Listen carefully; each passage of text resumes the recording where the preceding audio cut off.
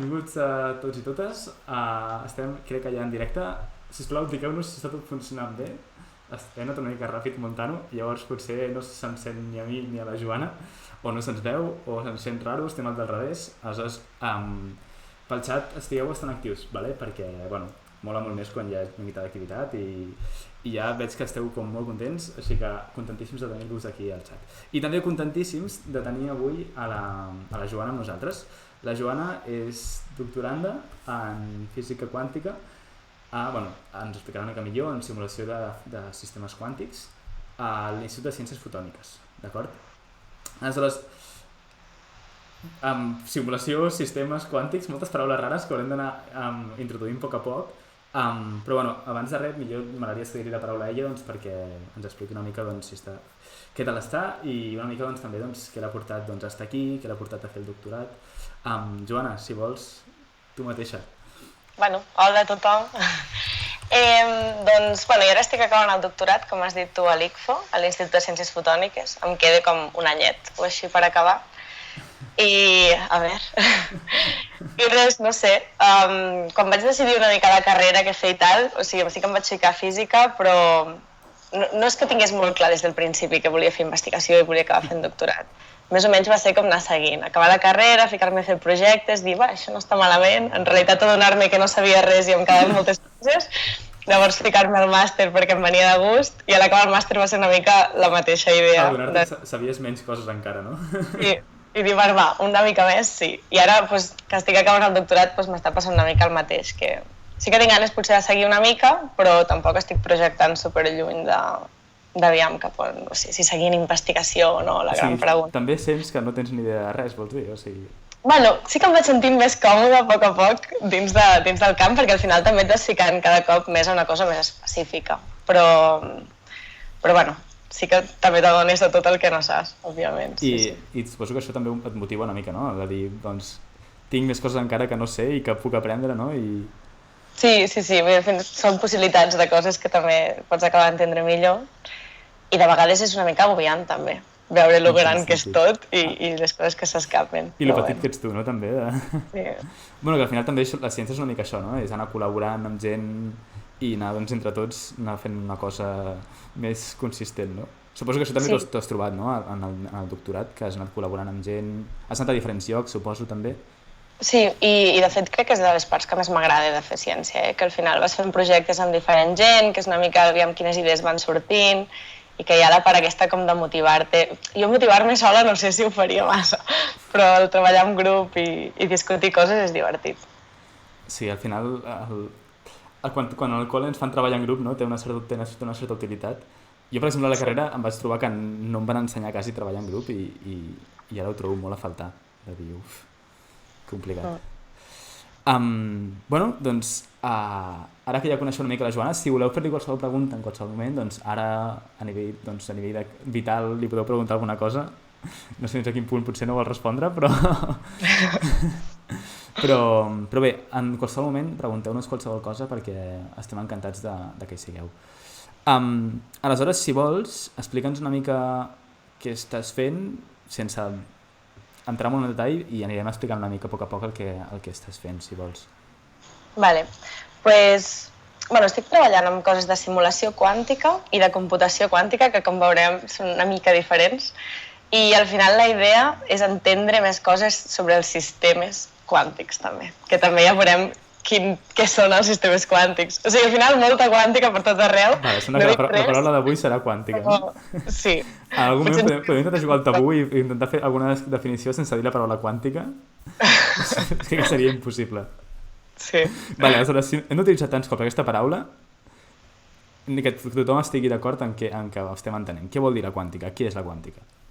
Al final la quàntica és la teoria que fem servir per explicar com es comporten les partícules a escala molt petita. O sigui, quan estem parlant d'electrons i d'àtoms, o fins i tot de la llum, que al final també es comporta com una partícula, i mirem el món a escales tan petites, és la teoria matemàtica que regeix com es comporten, com interaccionen i tal, les partícules.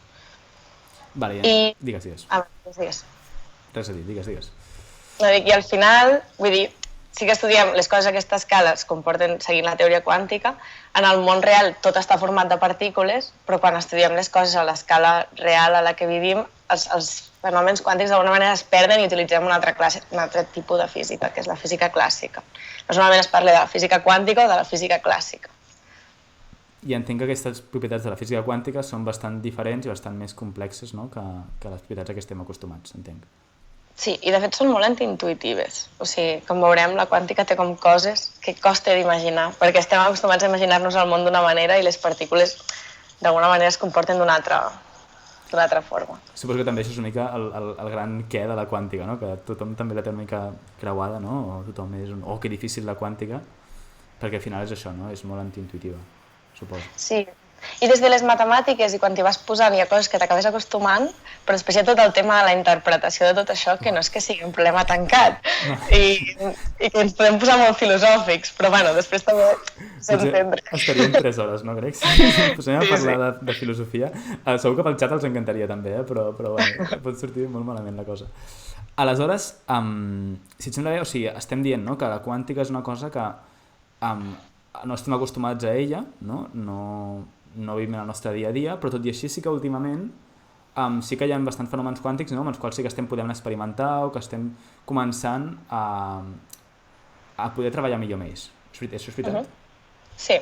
O sigui, d'alguna manera, en el món en què vivim hi ha molt desordre i les partícules estan interaccionant totes amb totes, hi ha molt moviment perquè la temperatura també és alta i en aquest mena de desordre s'acaba perdent els fenòmens quàntics que podríem observar si realment fóssim capaços de mirar les partícules aïllades i controlades. Però això en els laboratoris cada vegada es pot fer més. Es poden agafar àtoms, es poden agafar partícules de llum, fotons o el que sigui, aïllar-les i controlar-les a uns nivells molt exactes i llavors allà sí que podem observar fenòmens quàntics, perquè no es perd aquesta informació entre el desordre. Al final, la física clàssica, el món on vivim, no és quàntic perquè hi ha tota aquesta interacció i s'acaben perdent les propietats aquestes que són estranyes, dites d'alguna manera. Vale, o sigui que entenc que estem començant a poder manipular una mica, a poder ordenar-los, no? Al final tenir-los ordenats i tenir aquestes propietats quàntiques doncs més ben comportades. Exacte. Si et sembla bé, podem intentar portar-ho una mica més a terra i potser podreu donar alguns exemples, no?, d'alguns tipus de sistemes quàntics amb qui... Bueno, o què és un sistema quàntic, no? O què definiríem? És aquest que està regit per les lleis de la quàntica o hi hauria alguna cosa més? Vale, sí, o sigui, per exemple, les fases de la matèria a les que estem acostumats, que serien líquid, gas, etc., són fases del món clàssic, però quan tenim partícules a temperatures molt baixes, si agafem un material i el posem a temperatures molt baixes, de vegades pot passar que ens trobem en una fase de la matèria que té unes propietats estranyes i venen donades per les interaccions quàntiques entre les partícules. I un exemple molt famós és la superconductivitat, que potser n'heu sentit a parlar. I al final el que passa en un material superconductor és que quan el poses a temperatures molt baixes, els electrons del material d'alguna manera és com que es connecten entre ells i l'electricitat es mou sense cap tipus de resistència. I això també pot passar amb un altre tipus de fases, que són els superfluids, on tenim com líquids que, per exemple, poden com escalar les barreres d'un recipient, perquè les partícules d'alguna manera també estan connectades d'una certa manera. Llavors, són fases de matèria que tenen com propietats molt estranyes, però passen en aquest tipus de condicions, en el laboratori, a temperatures molt baixes i sense gaire interacció amb l'exterior. O sigui que bàsicament entenc que al final són coses que són molt útils, no? Són coses que si es aconseguissin trobar, o sigui, tenir un cable, no?, per exemple, que no perdi, que no... O sigui, al final el problema dels cables és que tenen una certa resistència, no?, i això fa doncs, que s'escalfin molt o que perdem molta energia pel camí, no? I entenc que si poguéssim trobar superconductors o poguéssim entendre millor els superconductors, això podria ajudar doncs, a tenir menys pèrdues d'electricitat, menys pèrdues energètiques, no? Entenc. Sí, exacte. O sigui, no acabem d'entendre quin és el mecanisme que provoca que aquestes partícules es moguin d'aquesta manera i si poguéssim estudiar millor aquest tipus de materials i tenir accés a entendre millor la teoria que fa que es comportin així, que no l'acabem d'entendre, podríem intentar buscar maneres, per exemple, de crear superconductors a temperatures més altes i poder-los utilitzar a la vida diària. O entendre quins altres tipus de fases existeixen, perquè hi ha moltes possibilitats i no s'acaben, hi ha moltes fases que encara segurament estan per descobrir i moltes altres que estan per entendre bé. Llavors hi ha com molta cosa allà. Ja, suposo que fins i tot a nivell conceptual mateix deu ser superinteressant també, no? Entendre com s'organitzen les partícules al nivell més fonamental, no? I sí, o sigui, al final estàs com manipulant d'alguna manera la matèria o entenent com es comporta a la base màxima de com s'organitzen les coses. Vale, hem dit superconductivitat, superfluidesa, no? Hem dit aquesta propietat doncs, que podrien atrapar parets, aquests fluids. Vale. No sé si pels xat ens esteu seguint, si no ens ho dieu. Algun exemple més se t'acudeix? Així com de sistemes quàntics que poguessin ser interessants? Hi ha 3 tipus de fases que també estudiem. Jo, per exemple, al meu doctorat estic estudiant fases que tenen propietats topològiques i que això també són fases una mica estranyes, on els electrons doncs, es mouen per uns corrents que només passen per les vores del material, o ja, al final hi ha bastants tipus de fases que van apareixent, o coses combinades les unes amb les altres. Però és un camp on es van descobrint coses una mica cada dia, vull dir, va avançant a poc, sí. I altres tipus de sistemes així quàntics que també... Clar, per exemple, els ordinadors quàntics també es ven molt que serien molt útils per simular molècules. Al final, quan tu vols entendre una molècula, quin comportament, o sigui, exactament a quina energia està estable, quina és la configuració de la molècula en la que trobaríem aquesta molècula a la natura, necessites simular-la des de zero, com entenent on està cada electró i com es comporta cada electró de la molècula. I per fer això necessites fer-ho des de la quàntica, perquè són partícules que estan a l'escala de la quàntica. I llavors interessa molt com entendre quines energies, o sigui, a quines energies són estables les molècules i aquest tipus de coses. Per tant, això també seria d'alguna manera un sistema quàntic que ens interessaria simular des d'aquesta perspectiva. Després, òbviament, la molècula te la pots trobar barrejada amb moltes altres i acabem formant el món clàssic, però si les pots entendre des d'aquesta perspectiva podríem entendre millor com es creen certes reaccions químiques o així. De fet, un exemple que es ven molt en aquest sentit que seria molt útil és el procés de fixació del nitrogen. Es veu que hi ha com un procés on s'agafa el nitrogen de l'atmosfera i es creen com unes molècules que després són molt útils per crear fertilitzants. I això és una que estem molt interessats a fer i que es pot fer com a pressions i temperatures molt altes i es gasta actualment com molta energia a fer aquest procés per obtenir això. Però hi ha uns bacteris que el fan de manera natural, sense necessitar energies, ni pressions altes, ni res. Per tant, és un procés que a la natura passa, però que no entenem com passa. I si poguéssim fer els càlculs necessaris com per entendre quines són les energies on això passi i com hem de ficar les molècules perquè passi de manera natural, aleshores podríem intentar fer-ho sense gastar tota aquesta energia. I això és una que potser es parla que un ordinador quàntic podria ser útil per aquestes coses que també ara veurem fins a quin punt o quan podria passar. No? Sí, tenim algun biòleg al xat, suposo que ens explicaràs també que el tema fertilitzants deu ser una cosa que deu moure molts diners, perquè al final molta de la nostra agricultura es deu basar en això. Sí, llavors entenc que hi ha problemes oberts i problemes pràctics i útils que es podrien resoldre, que fa falta un coneixement millor de la quàntica per poder-los resoldre, no? Llavors aquí és on entra el que dius tu, això de simular-los, no? Exactament què vol dir simular-los? Com ho explicaries a algú que no té ni idea de què vol dir això? Clar, al final, quan parlo de simular, és entendre coses del procés que està passant aquest sistema quàntic, siguin les molècules o sigui un material. Llavors, per exemple, amb el tema de les molècules ens pot interessar accedir com a les energies d'aquestes molècules que fan que estiguin en una configuració estable. Llavors, per exemple, canviar la geometria de la molècula, entendre en quina d'aquestes geometries estan estables i en quina d'aquestes geometries fan una transició, potser una molècula diferent o aquest tipus de coses. Doncs, per exemple, l'energia del punt on està estable pot ser una quantitat que ens interessi obtenir. Això al final, a nivell matemàtic, és com solucionar l'equació de Rödinger. El que passa és que no és una equació que sigui fàcil de solucionar i és molt problemàtic fer-ho en un ordinador clàssic per diverses raons. Amb el tema dels materials ens pot interessar no tant potser les energies, però com s'ordenen aquestes partícules. És a dir, tenir com una idea de com es mouen, si es mouen en parelles, si es mouen soles, si s'estan organitzant dins el material d'una manera que estan quietes en un lloc i per tant el material no condueix l'electricitat. Llavors entendre quina és la configuració com estable d'aquestes partícules dins el material. També ens pot interessar com veure com evoluciona un sistema a mesura que passa el temps, aquest tipus de coses. Vale. O sigui que bàsicament entenem que sobretot resoldre aquesta qüestió de Schrödinger i trobar l'energia o trobar... Sí, és una cosa més matemàtica, no? No és que tinguem potser una simulació d'algun joc o alguna cosa. I has dit en algun moment que hi ha diferents problemes, no? Hi ha diferents raons per les quals això és difícil, no? O sigui, entenc que si és un problema obert és perquè no l'hem aconseguit entendre, llavors quines són aquestes raons que ens porten a que no ho estiguem aconseguint encara?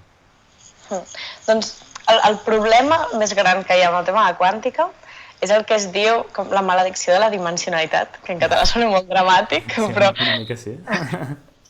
però seria com, si volem simular un sistema amb diverses partícules, el que passa és que el número de paràmetres que necessitem només per expressar l'estat d'aquest sistema, ara ja oblidem-nos un segon com de simular-lo i de solucionar una equació o el que sigui, simplement expressar l'estat en què es troba el sistema. Per fer això necessitem un número que creix exponencialment amb el nombre de partícules, de paràmetres. I aquí potser us puc ficar un exemple o intentar explicar-ho una mica més específicament. O sigui, imagineu-vos que tenim 10 electrons, vale? I que, per simplificar amb el sistema, aquests electrons no s'estan ni movent a un material ni res, simplement estan en un estat. El tema de les partícules quàntiques és que no són com una boleta que està en un lloc i prou, no? Ens els hem d'imaginar més com una ona que es pot trobar en diferents llocs en l'espai i que pot estar en diferents estats a la vegada. Llavors, per definir en quin estat està aquesta partícula, tu has de definir les probabilitats que té.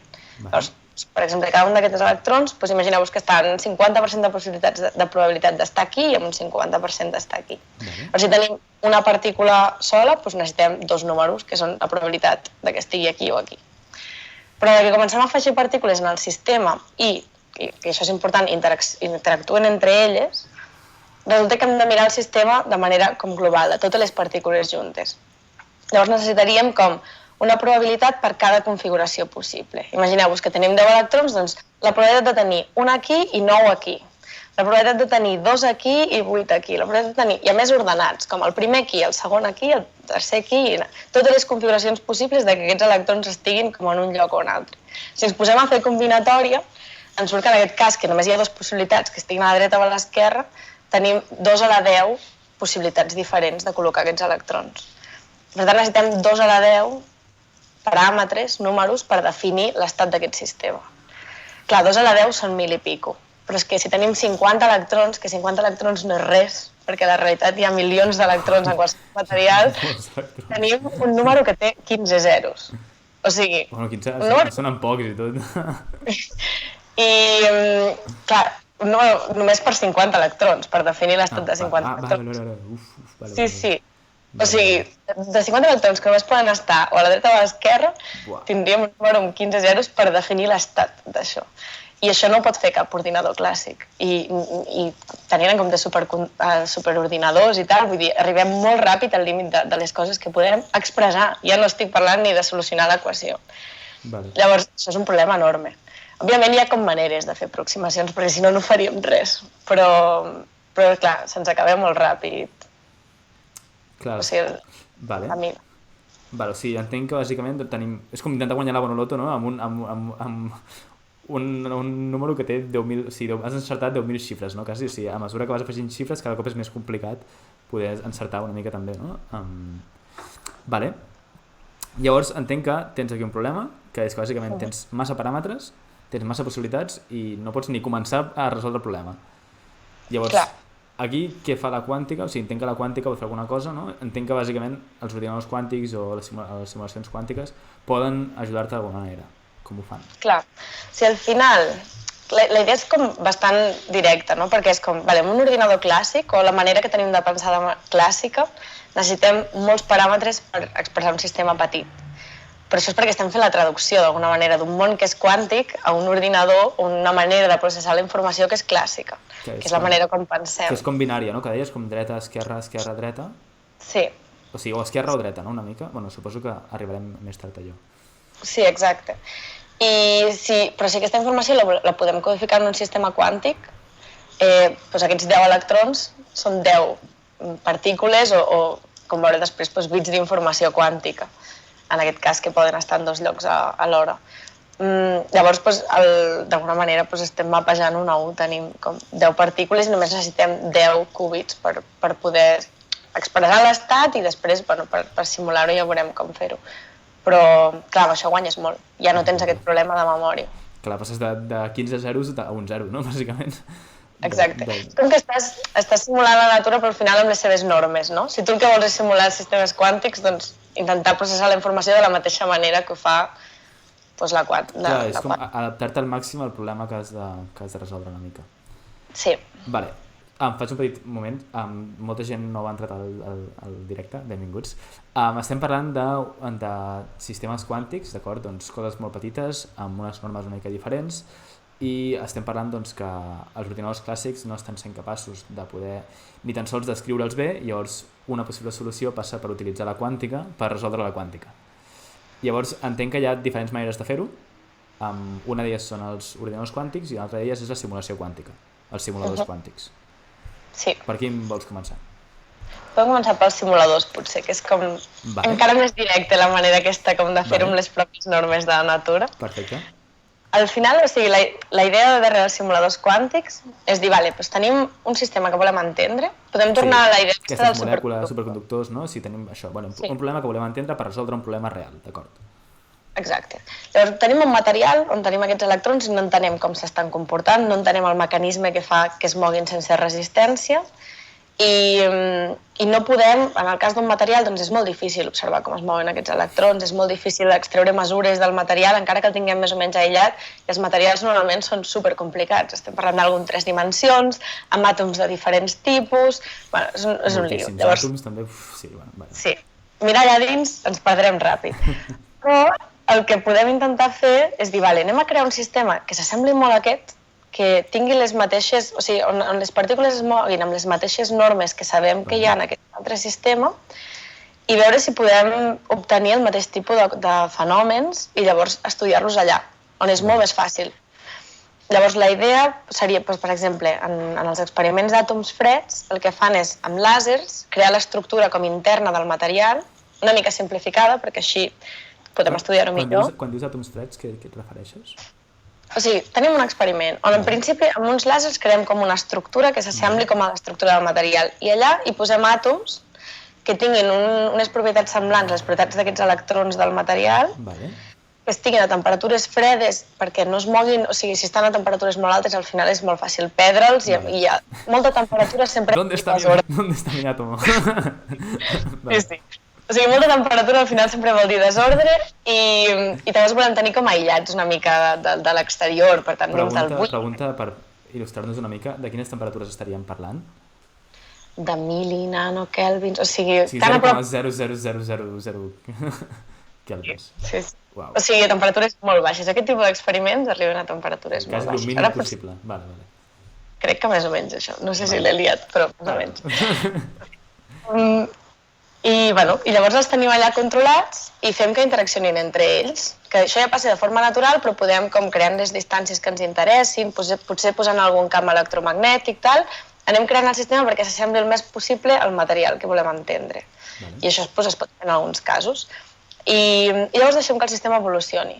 I el sistema per si sol arriba a la posició d'equilibri i d'allà podem medir coses, es poden arribar a medir aquests àtoms i veure on estan i com s'han mogut, i llavors d'allà podem extreure informació i dir, vale, així, aquí està passant això, per exemple, entendre que aquests àtoms es mouen en parelles, i això és exactament una de les coses que passen en aquest tipus de superconductors, que els electrons, en comptes de tenir repulsió entre ells, s'ajunten i es mouen junts. I d'aquí pots extreure informació que d'altra manera no podries accedir. Llavors això seria fer una simulació quàntica. Agafar i dir... Utilitzes un sistema quàntic superben controlat que et reprodueixi un sistema quàntic que tu no coneixes, que no pots controlar, i li obligues a tenir les mateixes normes, no? I veus què passa. Exacte.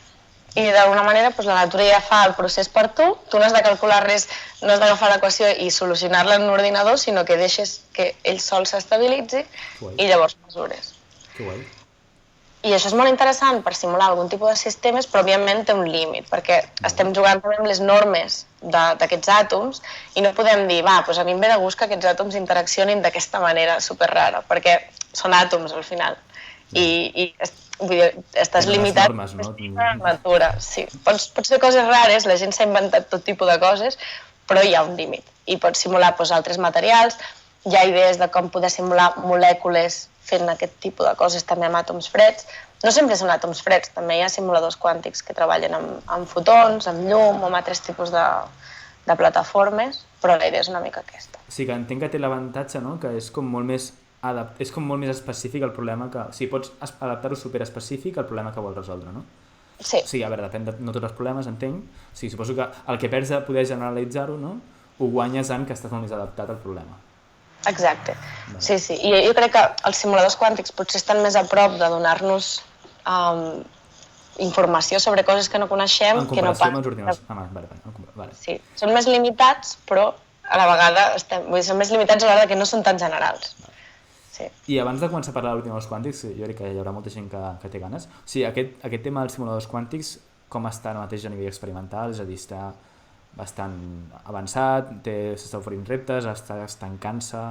Com ho veus tu, això, el context experimental d'aquest tipus d'experiments?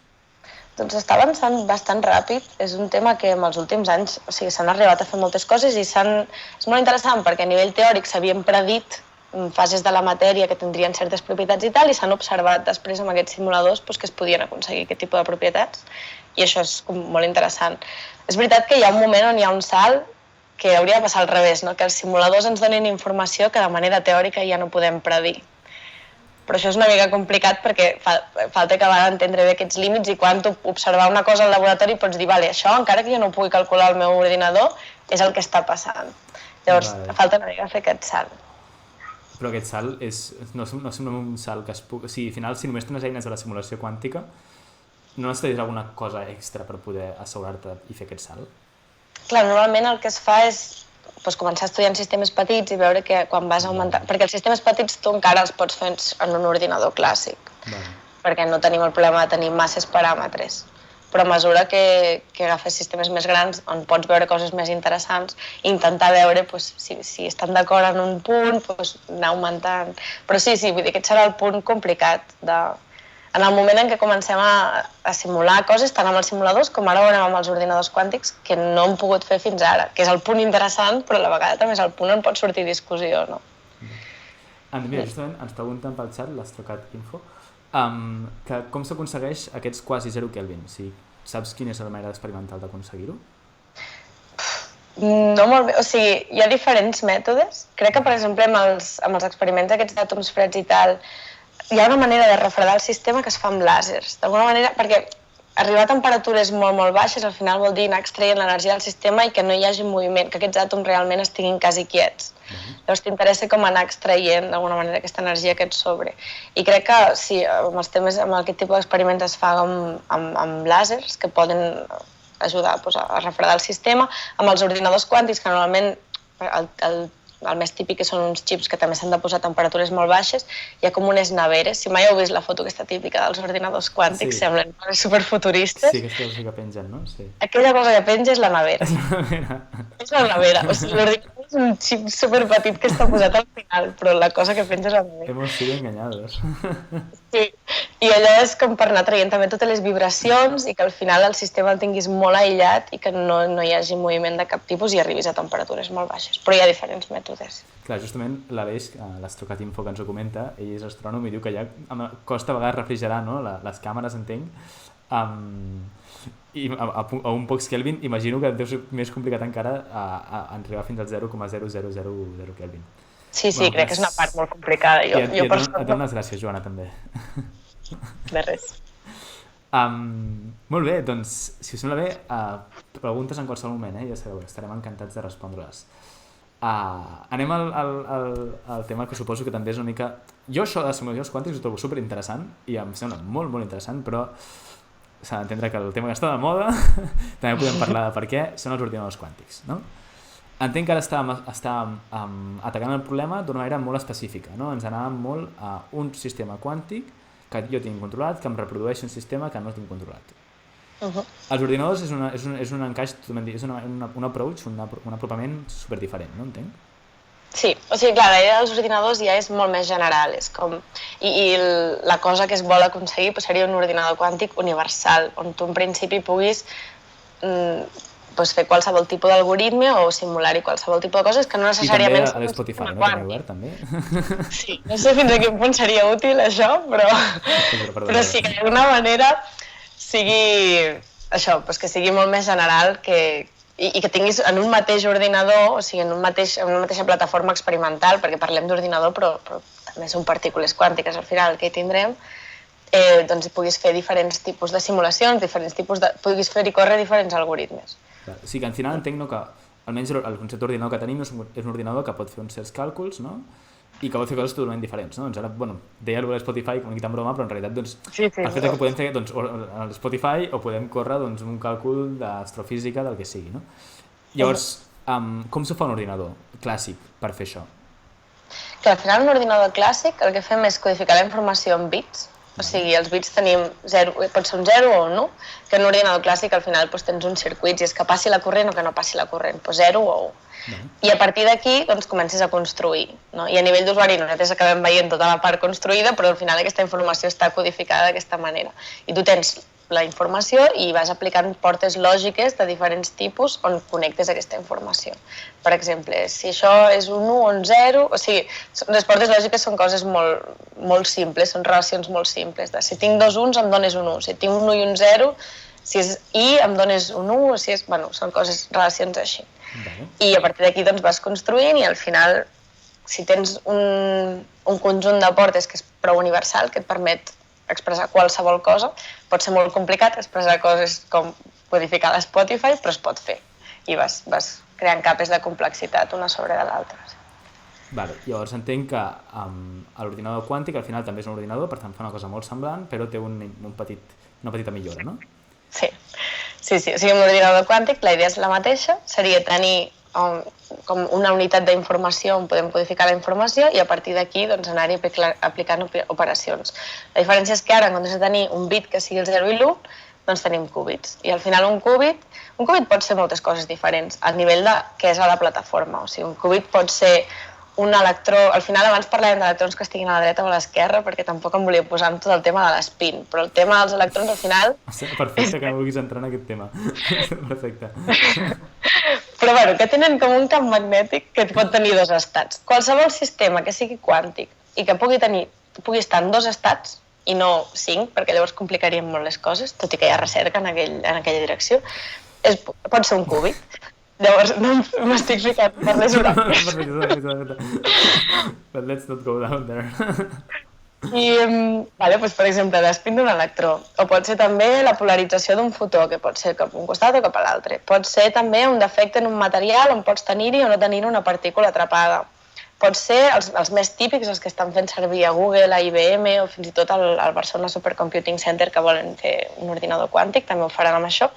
Són xips superconductors que també s'han de posar aquestes temperatures fredes, són els que es posen al final d'aquestes neveres i que també tenen dos estats possibles. I llavors es juga amb aquests dos estats. Llavors, qualsevol d'aquests sistemes amb dos estats és un qúbit.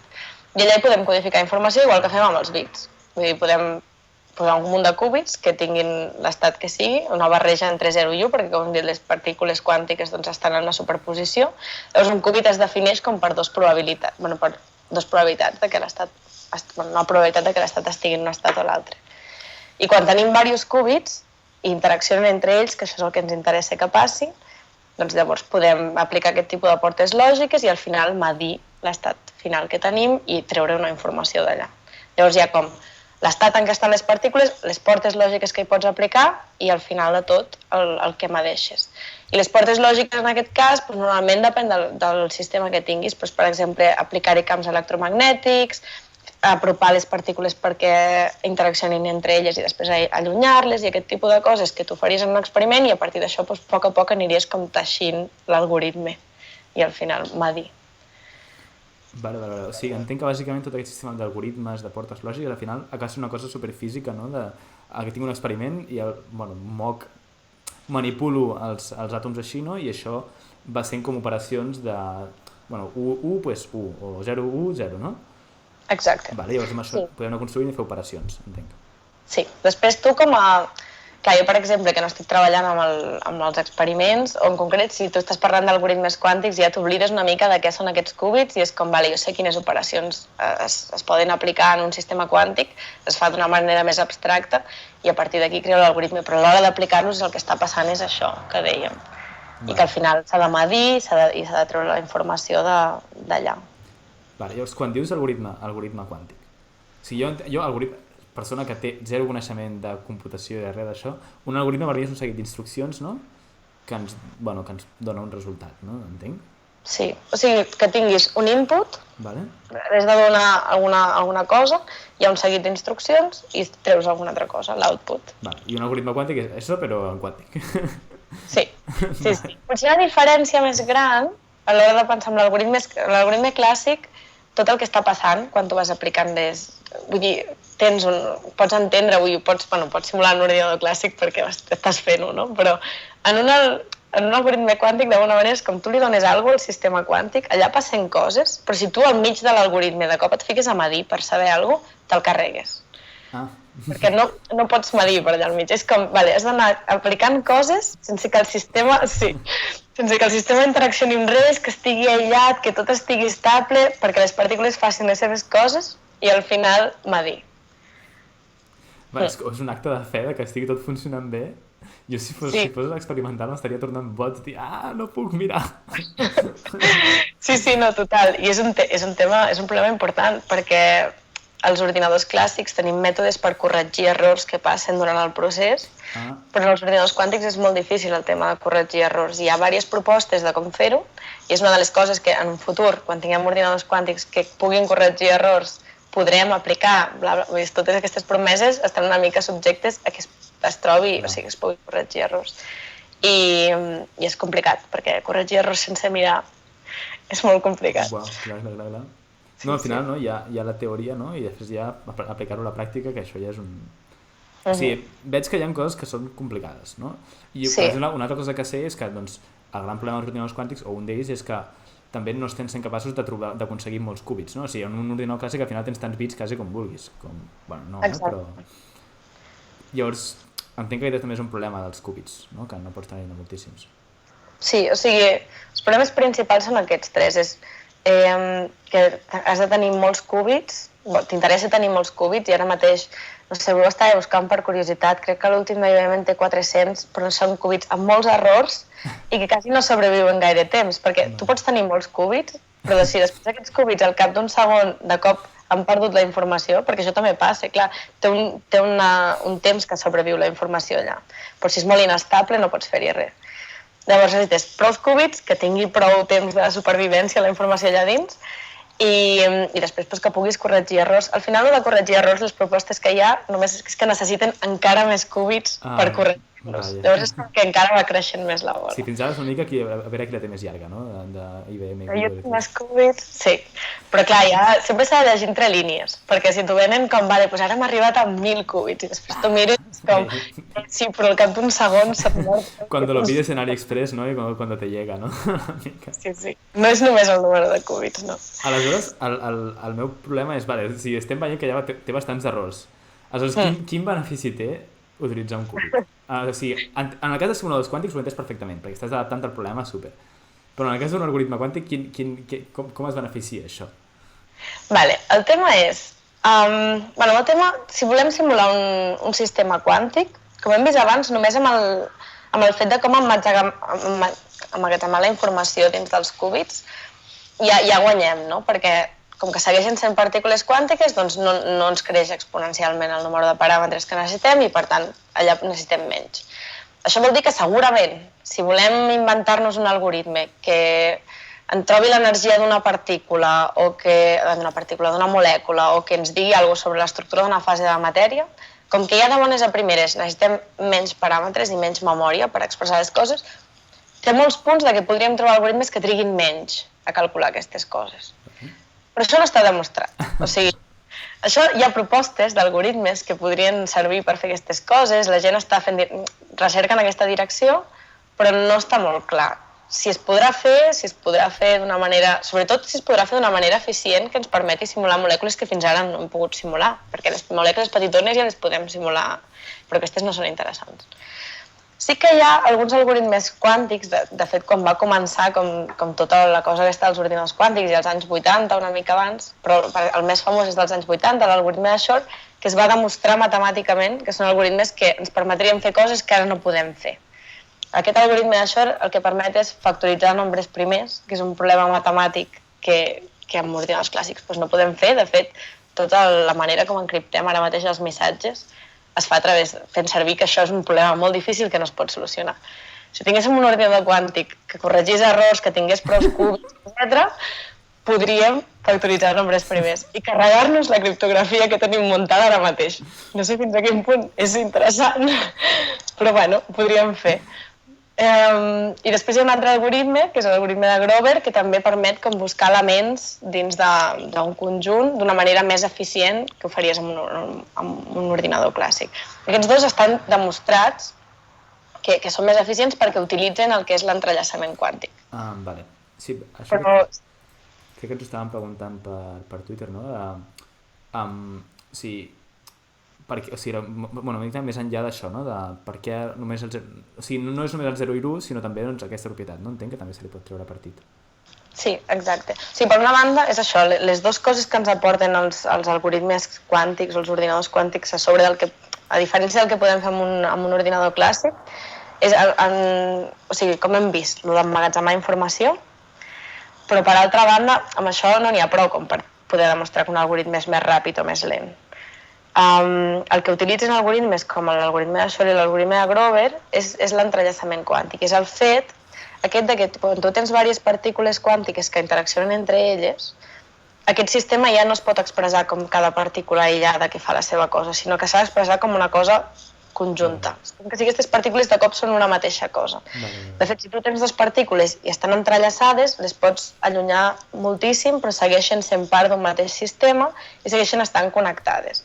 Doncs aquest tipus d'algoritmes fan servir aquesta connexió per crear... O sigui, pots fer processos que es fan de manera paral·lela a tot el sistema alhora i això és molt més eficient que el que podries fer si no tinguessis aquesta propietat. L'entrellaçament quàntic al final és una de les propietats més estranyes de la quàntica i també el que defineix que un sistema realment sigui quàntic.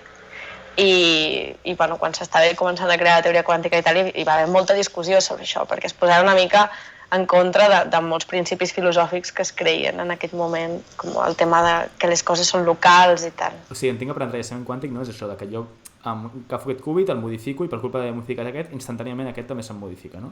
I exacte. Segur que podria ser propietats amb cúbits, estic fent així amb les mans, com amb 2 alhora o 3 alhora, no? I suposo que això doncs guanya eficiència. Exacte, I entenc que això a Einstein li preocupava bastant, no? Que és com instantàniament, si canvio aquest també s'està canviant, no? Sí, és això, hi va haver molta discussió amb tota aquesta part de la teoria.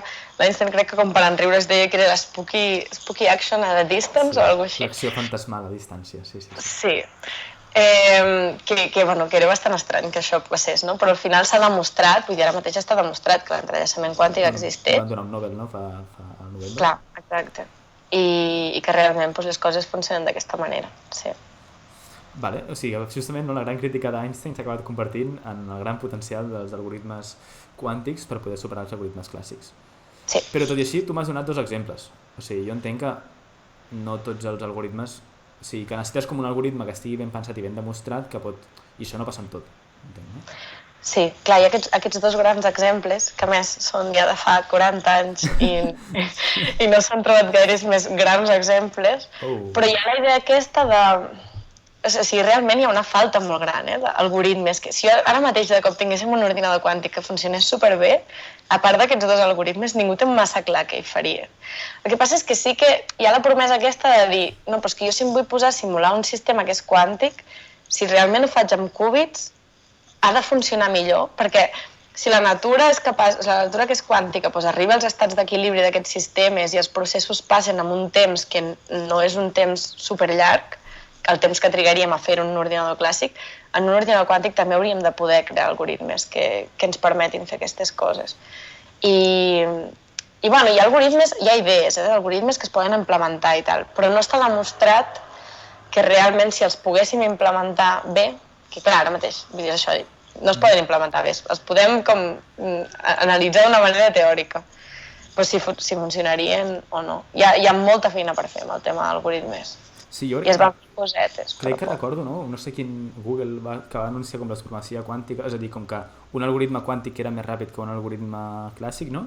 I com tothom estava com i com uns mesos després o unes setmanes després van com millorar l'algoritme clàssic, van veure que es podia fer de manera clàssica però més ràpid i com que aquesta supremacia doncs es va quedar una mica a l'aire. Sí, aviam, sí que hi ha coses, clar, amb el tema aquest de la supremacia quàntica sí que s'ha anat fent, però és un problema molt concret que no serveix per res. O sigui, és el problema de treure informació d'una funció de probabilitat que no pots aconseguir de manera clàssica perquè és molt concreta. És una cosa que es diu Gaussian-Boson sampling, però no és simular una molècula o simular una cosa que tingui aplicacions. Amb això volem demostrar d'alguna manera que, i això passarà en algun moment aviat, sí que hi ha un problema matemàtic abstracte, concret, que amb aquest ordinador sí que puc fer, perquè l'ordinador clàssic després ho van fer, sí que ho van aconseguir, però van gastar moltíssimes hores de superordinador en comparació amb els segons que havien trigat amb l'ordinador quàntic. Però clar, són problemes molt concrets que no tenen la utilitat, no són entendre el mecanisme. Molt buscades, no? Com molt rebuscades per aconseguir. Sí, que és una prova que és interessant fer, però arriba un moment que ja Google va fer el seu, l'altra empresa va fer l'altre i tothom ha demostrat que ja està una mica aquest límit, doncs ara deixem-nos d'aquest problema i pensem quines coses útils podem fer. Justament ens diuen una cosa útil, pel xat ens pregunten que si ens puguem carregar amb aquesta tecnologia quàntica la criptografia actual, si podríem deduir que un ordinador quàntic podria anul·lar el blockchain i que haguem de saltar un nou tipus de criptografia. Sí, o sigui, clar, si ens carreguem la criptografia actual s'han de buscar alternatives, i la quàntica mateixa ens dona una alternativa. Hi ha tot un camp de recerca també de criptografia quàntica, on la idea és que utilitzant aquest entrellaçament entre les partícules, això que deia el Toni abans, que tens dues partícules que estan en un estat conjunt, les allunyes i llavors quan canvies l'altra també canvia el seu estat, doncs utilitzant aquesta propietat es poden també encriptar, es poden fer protocols d'encriptació i tal. Però això seria una potencial nova manera de fer, que estem molt lluny per poder aplicar l'algoritme de Shor, però sí, com a possibilitat. Si no m'equivoco, però és que jo vaig parlar d'això un dia i em van fotre caldo perquè em vaig equivocar. Crec que els algoritmes que s'utilitzen per fer criptografia en blockchain no estan basats en factorització de números primers. Això no entenc. Crec que estic dient-ho, per tant comproveu-ho. Crec que és l'algoritme SHA-256, m'estic inventant, però crec que és això. Llavors crec que aquest no hi ha cap algoritme quàntic encara que estigui dissenyat per trencar-lo. Crec. Per tant, el que estem dient aquí, reviseu-ho. Perquè és molt bona pregunta i estic molt d'acord en que la resposta és sí, però en el cas del blockchain en concret no sé si també és veritat. Però tot el que es basi en factorització de números primers, això sí que seria. I només, superràpid, factorització de números primers volem dir, et dono un número 357, això quin producte de números primers és. O sigui, 357 és, no sé, 3 per 7 per 11 per 13, això és un problema que és molt difícil de fer quan el número és prou gran. I la quàntica, amb l'algoritme de Shor, podria fer-ho.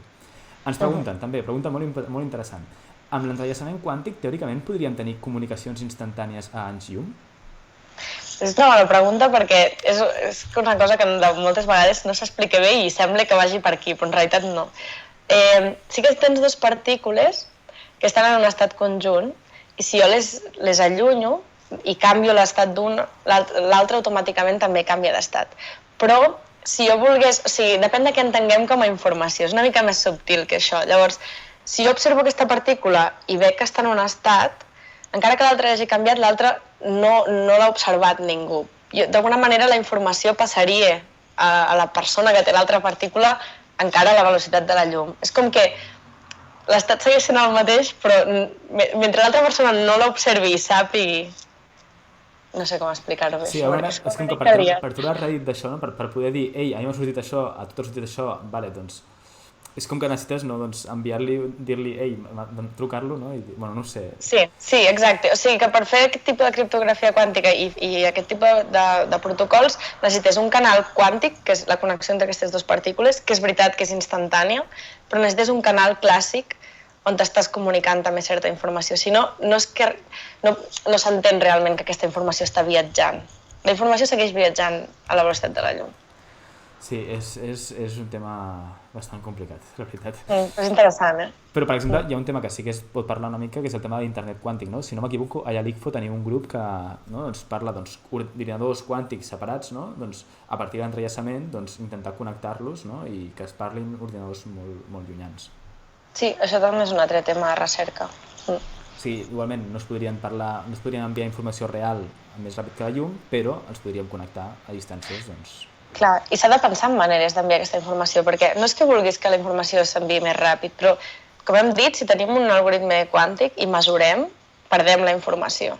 perquè ja no tenim aquestes probabilitats. Quan tu medeixes una cosa és o aquí, perds les probabilitats, que són el que et donen l'avantatge. O si tu vols transmetre informació d'un ordinador quàntic a un altre, no pots medir-lo i explicar-li a l'altre per telèfon el que has trobat perquè te l'has carregat. Llavors has de passar l'estat quàntic sencer, sense medir-lo, d'un estat a l'altre, entrellaçant-lo per arribar d'alguna manera a l'altre ordinador. I per això necessites pensar en maneres de connectar-ho, que serien d'internet aquest quàntic. Vale. Vale, això sembla que... Bueno, no sé pel xat què tal... Ah, mira, ens pregunta. Entrar en l'entrellament quàntic mai és bona idea, no? Sí, doncs ens estan demanant entrar-hi una mica més, entrem tant com puguem. L'entrellaçament quàntic no és instantani? Té velocitat? És instantani. O sigui, l'entrellaçament, tant com l'entenem, o sigui, tu quan medeixes una partícula, l'altra automàticament es trobaran en l'estat que correspon a aquella mesura. Sí, és automàtic. O sigui, a mi m'agrada pensar-ho més, no com que siguin partícules diferents, que s'estan com parlant entre elles molt gent, sinó que en realitat és un sol sistema quàntic que s'extén a distàncies tan grans com faci falta. I llavors que tot ell, que això és una cosa instantània, no? Que tot ell es modifica a l'instant. No? Quan tu agafes una petita part, tot ell es modifica a l'instant. A mi m'agrada més pensar-ho així, que al final és una mica el que passa. Dèiem, no volem preguntes sobre l'entrellaçament quàntic, i jo... Ens preguntem... No, estem encantadíssims. Si separant una partícula en dos creem entrellaçament, si podem separar aquestes dues en dos també, tindríem 4 entrellaçades. Quantes partícules s'han aconseguit entrellaçar? Quantes partícules s'han aconseguit entrellaçar? Això és una bona pregunta. A la primera pregunta jo crec que la resposta és sí, no? Sí, 4 entrellaçades i cap problema. Sí, no, bastantes. Clar, estic pensant, per una banda, quan tu tens aquest tipus de fases de la matèria que estava comentant abans, on tens fenòmens quàntics i tal, també hi ha cert... Però no sé si em ficaria a parlar d'entrellaçament allà. Hi ha camps de la física que també busquen una mica aquest límit, perquè la teoria quàntica arriba un moment en quan tu tens escales grans on es perden els fenòmens quàntics, no? Bé, per una mica pel que dèiem abans del desordre i tal. Llavors la gent treballa amb coses que es diuen estats de gat, cat states, que ven una mica del gat de Schrödinger i aquestes coses, on intenten veure com de gran pot ser un sistema que encara tingui aquest entrellaçament quàntic d'alguna manera i tal. No crec que sigui una pregunta que estigui del tot entesa. Sí, justament el gat de Schrödinger, el gran problema que té és això, no? És com pot ser que passem d'un àtom quàntic que es trenca a un gat que, evidentment, no és quàntic, no? En quin moment la quàntica s'ha perdut? Bueno, no volem entrar en aquest percal perquè... És que no volies entrar en filosofia, però estem a punt, Estem ahí. Vale, aleshores, si vols, podeu fer preguntes tantes com vulgueu, però per acabar una mica, per anar acabant, m'agradaria que ens expliquessis una mica doncs, què estàs treballant tu exactament. O sigui que hem parlat molt en general, en concret, què és el que estàs interessada ara mateix, què estàs treballant. Clar, jo al final... O sigui, estic treballant una mica amb simular els dos tipus de sistemes quàntics que he explicat, una mica amb el tema de les fases de la matèria i tal, i amb entendre millor certes molècules, quins són els estats d'equilibri que tenen i coses així. El que passa és que, clar, no estic fent servir ordinadors quàntics per fer això. Al final, encara que amb els ordinadors clàssics hi hagi molts problemes, també la gent s'ha inventat maneres de poder resoldre aquesta equació de Schrödinger que dèiem abans, però d'una manera aproximada i utilitzant menys paràmetres, de manera que puguis treure algun tipus d'informació d'aquest tipus de sistemes. És complicat, però es pot fer.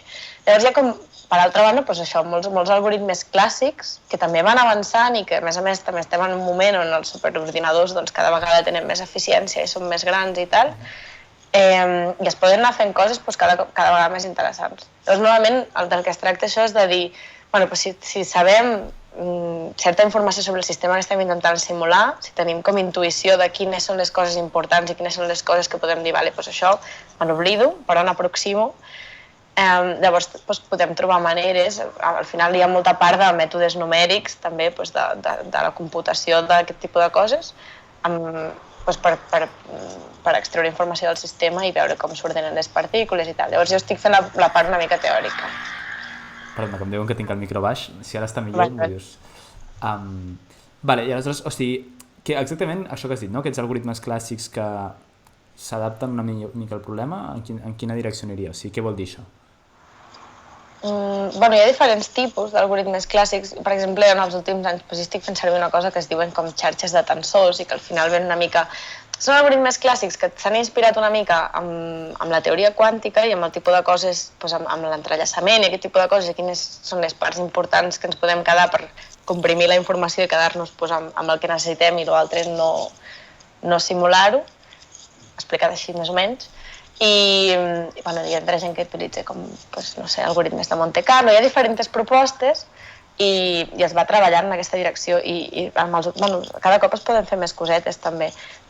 No podrem arribar a simular molècules enormes ni materials en 3 dimensions supercomplicats, però sí que es va una mica de la mà dels simuladors quàntics i de la mà també de la computació quàntica. Penso que és interessant, com tenir tot sobre la taula i veure, vale, doncs ara volem entendre què passa amb això, doncs què és el que podem utilitzar del que es té ara mateix.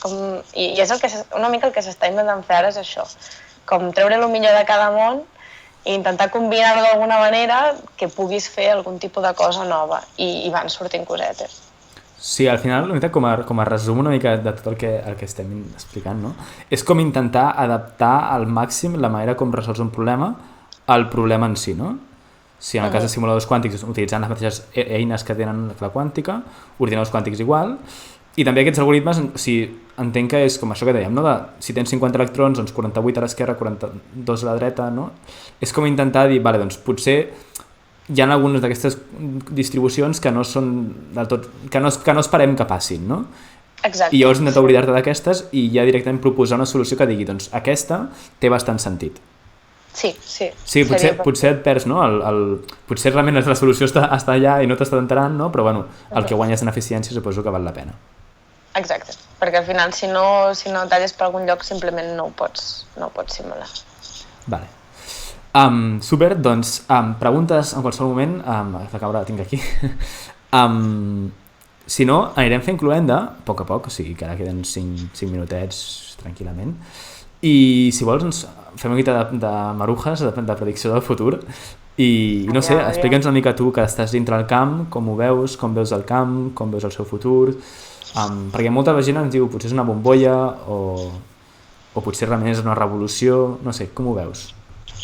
Clar, per una banda, o sigui, una mica per tot el que hem explicat i els exemples aquests, doncs d'entendre el mecanisme de la superconductivitat o poder entendre com passen certes reaccions químiques o poder, sintetitzar molècules noves. Hi ha com moltes promeses que sonen molt atractives i que en principi hi ha una raó per pensar, si simulem sistemes quàntics amb un altre sistema que és quàntic, doncs aquí podrem guanyar coses i hi ha coses que es podran fer.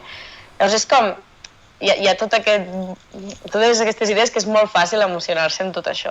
Sí. Però la majoria de gent que estem en recerca de quàntica, al final la visió és més aviat pessimista, sobretot en contrast amb el que es diu des de les empreses i des de les indústries. Això ja ho tenim aquí, la quàntica en 5 anys, arreglem la fama al món perquè fem fertilitzants per tothom, i que estem molt lluny de tot això, perquè els problemes que comentàvem necessitem més qúbits, necessitem que aquests qúbits siguin més estables i necessitem poder corregir errors. Els problemes més o menys els tenim clars, però no sabem quants passos falten per arribar allà ni quants premis Nobel són necessaris donar perquè això es solucioni. Vull dir, no és una cosa fàcil que diguis, si fem tot això en els pròxims 10 anys ho tenim, sinó que al final és recerca i no està molt clar. Com hi arribarem? O sí, fins i tot, s'hi arribarà. I per altra banda també hem vist que amb el tema d'algoritmes tampoc està molt clar quins són els algoritmes que es podrien aplicar. Llavors, fer promeses en aquesta direcció jo crec que ara mateix és molt difícil. Sobretot a l'hora de solucionar grans problemes com són els que hem parlat o d'implementar l'algoritme de Shor. Llavors, coses petitones, sí, amb els simuladors quàntics es van simulant sistemes bastant simples però que ens donen informació interessant. Al final hi ha tota una resta de problemes d'entendre la quàntica a nivell més fonamental que també són molt interessants i que, clar, qualsevol cosa que sigui com tenir més control sobre el sistema i sobre les partícules i realment poder aïllar-les d'aquesta manera i fer el que vulguem amb elles, tot això són avenços molt heavies, que estan passant de manera molt ràpida i que tot això en si és superinteressant. I que també s'estan responent preguntes això més de com entendre la teoria quàntica i que no sabem cap on ens portarà això. Doncs jo crec que de vegades potser el focus es fica molt, perquè al final és una bombolla i és el que dona diners, no? De dir, vale, anem a solucionar la sintetització de molècules per fàrmacs, i amb tot el tema aquest d'aplicacions, que aquí no sé fins on ficaria la mà al foc, però amb el tema de... Bueno, hi ha altres temes que poden ser interessants i jo crec que en certa manera, o sigui, potser els ordinadors quàntics s'acabaran utilitzant per coses que ara no sabem molt bé quines són. O sigui, que pel camí poden sortir aplicacions més reals o altres maneres d'implementar, vull dir, pot canviar bastant tot això. També és una de les coses maques de la ciència, no? Que al final a vegades les coses, els descobriments et venen per on no ho pensaves, no? I bueno, que també no podem fer-ho tot per les aplicacions que pugui tenir, sinó que a vegades les aplicacions no les esperem, no? Sí, amb el tema de la quàntica és una tecnologia, si ho mirem des del punt de vista d'una tecnologia, no tant la part de ciència, està molt verda, o sigui, està començant, però és difícil avançar coses. De fet, justament, Joana, ens pregunten, pregunta Hot, es pregunten, creus que s'avançaria més si tingués aplicacions militars, que segur que les té, bàsicament per una inversió il·limitada? Sí, o sigui, segurament s'està donant diners al tema de recerca en quàntica des de la part militar i segur, de fet, i deu tenir aplicacions, de fet, segur que amb coses d'ascensors i tal també, que tinguin a veure amb quàntica, però amb ordinadors quàntics. Hi ha molts diners ficats ara mateix en recerca quàntica. Jo no sé si és el tema de diners el que està limitant... O sigui, s'està avançant molt ràpid la part tecnològica perquè realment hi ha molts diners ficats i al final totes les grans empreses també s'han posat a la cursa. Però sí, òbviament, totes les aplicacions que tinguin, que puguin donar diners o que siguin militars, al final fan que es doni, bueno, que hi hagi més diners ficats. Sí, de fet, si no m'equivoco, hi ha un vídeo del Veritasium, que no l'he vist però me l'han mig explicat una mica, que parla doncs, justament d'ordinadors quàntics que trenquen una mica amb aquesta criptografia i que parlen doncs, que els estats ja estan guardant els seus secrets, o sigui, ja estan com preveient que en el futur pugui haver-hi un ordinador quàntic i protegint-se ara d'aquests futurs ordinadors quàntics. O sigui que l'aplicació militar i això ja està. O sigui, sí, clar, no com la criptografia és directa, sí. I a l'hora de sintetitzar molècules i tal, doncs clar, és que sempre pots veure la part dolenta de les coses, pots sintetitzar fàrmacs o fer, jo què sé. Vull dir, aplicacions, si et poses a buscar-les, segur que n'hi ha.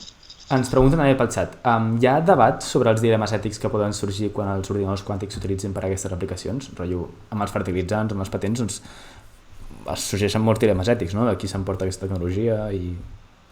Sí, no crec que n'hi hagi gaire, almenys, o sigui, potser n'hi ha, però jo no n'he sentit massa parlar de la part aquesta. Potser perquè per una banda estem lluny, potser per l'altra...